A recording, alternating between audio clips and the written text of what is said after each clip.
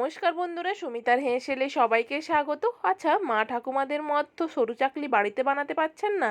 কিভাবে করবেন? তাহলে এই রকম পদ্ধতি ফলো করুন, দেখবেন একেবারে নরম তুলতুলে সরু চাকলি রেডি হয়ে যাবে। তার জন্য একটি পাত্রে আমি এখানে নিয়েছি 250 গ্রাম ময়দা। একেবারে মসৃণ ময়দাটা ব্যবহার করতে হবে, যদি পারেন একটু চেলে নিতে পারেন।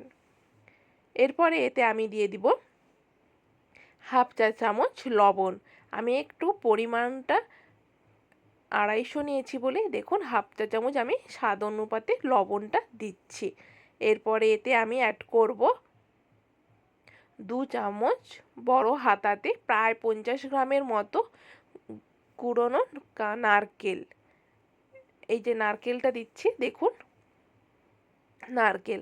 এরপরে নারকেলটা আমার দেওয়া হয়ে গেছে। এরপর আমি অ্যাড করব ওই নারকেল ফাটানোর ভেতর যে জলটা ছিল, ওই জলটা এখানে আমার 3 হাতা মতো হয়েছে। তো এই নারকেলের যে ভেতরে যে জলটা ছিল ওটাই আমি দিয়েছি এবং দিয়ে দিলাম চিনি গুঁড়ো। দেখুন আমি এখানে 3 চা চামচ চিনি গুঁড়ো ব্যবহার করছি, আপনারা চাইলে কম বেশি করতে পারেন। ভালো করে ব্যাটারটা আমি ফিটিয়ে নিয়েছি আর আমার অল্প পরিমাণ 1 হাতা মতো জল লেগেছে। এবার একটা প্যান আমি গরম করে নিচ্ছি, তাতে দিয়ে দিলাম অল্প একটু ঘি। আপনারা এটা সাদা তেলেও করতে পারেন এবং প্যানটা আমি ভালো করে গরম করে নিব। দেখতেই পাচ্ছেন আমি কত সুন্দরভাবে গরম করে নিয়েছি। ধোঁয়া ভাবটা আছে, কিন্তু প্যানটা না গরম করলে প্রথম পিঠেটা লেগে যাওয়ার সম্ভাবনা থাকে। এরপরে আমি এই ব্যাটারটা আস্তে আস্তে করে একটু দিয়ে দিব। দেখবেন আর একটা কথা, একটা ফলো করবেন, একটা টিপস, প্যান যদি ভালো করে গরম না করেন তাহলে কিন্তু এই যে ব্যাটারটা দেখুন আমার সরছে না, আমাকে হাতা দিয়ে পাতাতে হচ্ছে। যদি ফ্যানটা খুব গরম থাকতো, যেহেতু আমি অয়েল বা ঘি ইউজ করেছি, তাতে কিন্তু একেবারে চারিদিকটা মিলিয়ে যেত।